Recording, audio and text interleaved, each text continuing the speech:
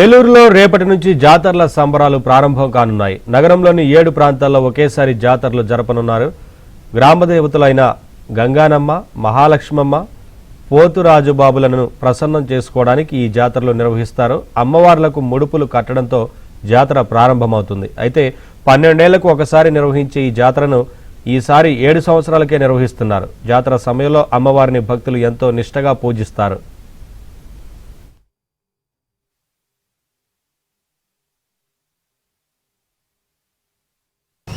ఏలూరు నగరం తూర్పు వీధి గంగానమ్మ, మహాలక్ష్మమ్మ, పోతురాజుబాబు వార్ల జాతర. ఇది నగర సాంప్రదాయం. పూర్వం నుంచి 12 సంవత్సరాలు ఒకసారి చేయటం ఆనవాయితీగా ఉండేది.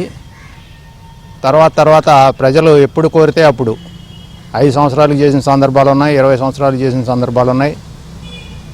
ఇప్పుడు 7 సంవత్సరాలకు ఒకసారిగా అనేది ఒక సాంప్రదాయంగా మొదలైంది. అక్టోబర్ నెల 31వ తారీఖున జాతర మహోత్సవాలకి ప్రథమంగా శ్రీకారం చుడటానికి అమ్మవారికి ముడుపు కట్టే కార్యక్రమం మన తూర్పువీధి దేవాలయంలో ఏర్పాటు చేయడం అయింది.